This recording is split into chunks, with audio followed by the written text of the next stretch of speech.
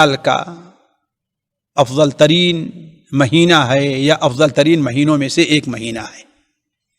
اس ماہ میں اللہ کی عبادت اور خیر کے کام اللہ تبارک و تعالیٰ کے نزدیک محبوب کاموں میں ہیں، لیکن بدقسمتی سے لوگوں نے، بلکہ عموماً لوگوں نے اس مہینے کے سلسلے میں ایسے تصورات قائم رکھے ہیں اور اس مہینے میں بعض ایسے اعمال کرتے ہیں جن کا اسلام سے کوئی تعلق نہیں ہے۔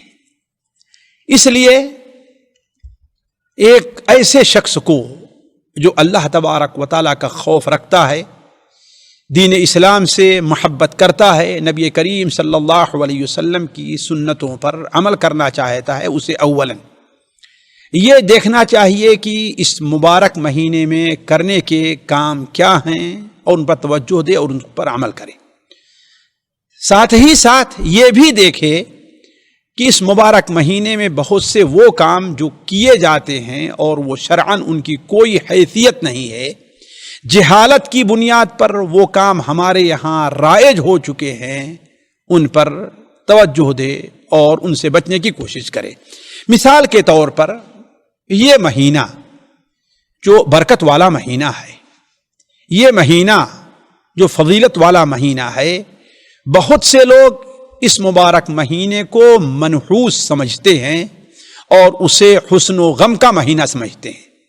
چنانچہ لوگ اس مہینے میں شادی نہیں کریں گے، رشتے ناطے سے پرہیز کریں گے، اور یہ غلط تصور قائم رکھا ہے کہ اس مہینے میں جو شادی کی جائے گی وہ کامیاب نہیں ہوگی، نعوذ باللہ من ذالک۔ یہ غلط عقیدہ اور غلط تصور ہمارے یہاں پایا جا رہا ہے۔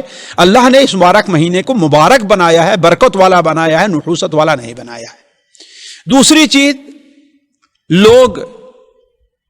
بہت سے لوگ شیعوں کی مشابہت میں اس مبارک مہینے کو سوگ کا مہینہ قرار دیتے ہیں، یعنی کالے لباس پہنتے ہیں، کوئی بھی ایسا کام نہیں کریں گے جس سے خوشی کا پہلو ظاہر ہو، بلکہ نئے کپڑے سلواتے نہیں ہیں، نئے کپڑے پہنتے نہیں ہیں۔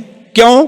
وہ یہ سمجھتے ہیں کہ یہ مہینہ سوگ کا ہے، جبکہ یہ مہینہ قطعاً سوگ کا نہیں ہے، یہ مہینہ عام مہینوں میں سے ہے، جہاں اس مہینے میں بعض ایسے کام یا حادثات پیش آئے جو شریعت کی نظر میں اچھے نہیں ہیں، جو ہمارے لیے باعث افسوس ہیں، جیسے حضرت حسین رضی اللہ تعالیٰ عنہ کی شہادت کا واقعہ۔ وہیں اس مہینے میں بعض ایسے بھی کام آئے ہیں جو امت مسلمہ یا مسلمانوں کے لیے باعث فخر ہیں۔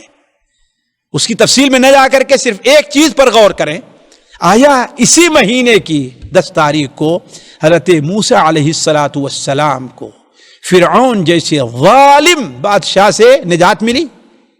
اور آپ صلی اللہ علیہ وسلم کی حدیث صحیح بخاری وغیرہ میں ہے کہ نحن احق بموسیٰ منکم، اس مبارک مہینے میں خوش ہونے کے لیے تمہارے مقابلے میں حضرت موسیٰ کی اتباع کے ہم زیادہ حقدار ہیں۔ تو اگر اس مہینے کے اندر کوئی ایسا حادثہ پیش آیا ہے تو اس کا یہ معنی نہیں ہے کہ مہینہ سوگ کا مہینہ ہو گیا۔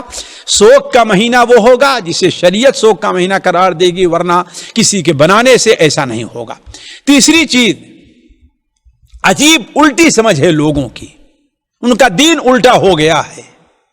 بہت سی جگہوں میں، خاص طور پر بعض وہ علاقے جو شیعوں سے زیادہ متاثر ہیں، بہت سے اس لوگ اپنی چارپائی الٹ دیں گے، لوگ بستر کو الٹ دیں گے، حتیٰ کہ بستر پر اگر چارپائی بھی بچھا رہے ہیں تو وہ الٹی چادر چارپائی بچھا رہے ہیں، بستر پر نہیں، چادر بچھا رہے ہیں، الٹی چادر بچھا رہے ہیں۔ عجیب الٹی منطق، نعوذ باللہ من ذالک۔ کیا اپنی قسمت کو الٹنا چاہتے ہیں؟ یا محرم کا مہینہ جو حرمت والا افضل مہینہ ہے اس کی حرمت کو پامال کرنا چاہتے ہیں؟ آپ نعوذ باللہ من ذالک، گویا آپ یہ ثابت کر رہے ہیں کہ رمضان کا مہینہ برکتوں اور حرمتوں والا مہینہ نہیں ہے۔ اسی طریقے سے نوحہ اور ماتم کرنا، اس کے لیے مجلسیں منعقد کرنا، جبکہ نبی کریم صلی اللہ علیہ وسلم نے صراحت کے ساتھ ان کاموں سے منع کیا ہے، جیسا کہ بخاری اور مسلم وغیرہ میں حضرت عبداللہ بن مسعود وغیرہ کی روایت ہے کہ لیس منا، وہ ہمارے طریقے پر نہیں ہے، وہ مسلمانوں کا طریقہ نہیں ہے۔ کیا کہ کسی کی وفات پر، کسی کی موت پر چہرہ پیٹا جائے، بالوں کو نوچا جائے، گریبان پھاڑا جائے یا اپنے کپڑے کو پھاڑا جائے۔ اسی طریقے سے اس مبارک مہینے میں نوحہ کی مجلس منعقد کرنا یہ تو حرام اور ناجائز ہے ہی، اسی طریقے سے ان مجلسوں میں شریک ہونا بھی ناجائز اور حرام ہے۔ صرف یہی نہیں کہ مجلس منعقد کی جائے، ان مجلسوں کے اندر شریک ہونا یہ بھی ناجائز اور حرام ہے۔ اللہ تعالیٰ قرآن مجید میں ارشاد فرماتا ہے وَقَدْ نَزَّلَ عَلَيْكُمْ ان اذا سمعتم آیات اللہ یکفر بها ویستہزأ بها، دیکھو تمہارے اوپر یہ قرآن میں یہ حکم نازل ہو چکا ہے کہ جب تم یہ دیکھو کہ اللہ تبارک و تعالیٰ کی آیات یا احکام کے ساتھ انکار کیا جا رہا ہے یا ان کا مذاق اڑایا جا رہا ہے، فلا تقعدوا معهم، ان کے ساتھ بیٹھنا نہیں ہے، یعنی ایسی مجلس میں شریک ہونا بھی جس میں گناہ کا ارتکاب ہو رہا ہو۔ نوحہ اور ماتم کیا ہے؟ گناہ کے کام ہیں، یہ جاہلیت کے کام ہیں، یہ اسلامی کام نہیں۔ اسلام نے، اللہ کے رسول صلی اللہ علیہ وسلم نے حجۃ الوداع کے موقع پر بیان فرمایا تھا جاہلیت کے جتنے کام ہیں میں اپنے پیروں کے تلے رونت دے رہا ہوں، اور آج پھر مسلمان اس کو زندہ کر رہا ہے۔ تو ان کا منعقد کرنا اور اس میں شریک ہونا یہ دونوں کے دونوں ناجائز اور حرام ہے۔ فلا تقعدوا معهم حتى يخوضوا في حديث غيره انكم اذا مثلهم، ورنہ تم بھی انہی کے طریقے سے ہو۔ ان اللہ جامع المنافقین والکافرین فی جہنم جميعا، گویا ایسے لوگ جو مجلس منعقد کر رہے ہیں، جو اس مجلس میں شریک ہو رہے ہیں، یہ کافروں اور منافقوں کی مشابہت کر رہے ہیں، اور اللہ تعالیٰ کافروں اور منافقوں کو جہنم میں اکٹھا ڈال دے گا۔ اسی طریقے سے تعزیہ جو اس مہینے کی بدعت ہے، یہ ہندوؤں سے لی گئی۔ سب سے پہلے دنیا میں تعزیہ ہندوستان کے اندر مغلوں کے زمانے میں بنایا گیا ہے، وہیں سے عرب دنیا منتقل ہوا ہے۔ یہ چیز بھی اس مہینے کی بدعت ہے۔ اسی طریقے سے اور بھی بہت سے ایسے کام ہیں جو شریعت کی نظر میں غیر مقبول ہیں، ناجائز اور حرام ہیں، ان سے پرہیز کر کے ہمیں صرف انہی پر اکتفا کرنا چاہیے جو نبی کریم صلی اللہ علیہ وسلم سے ثابت ہیں۔ والسلام علیکم ورحمۃ اللہ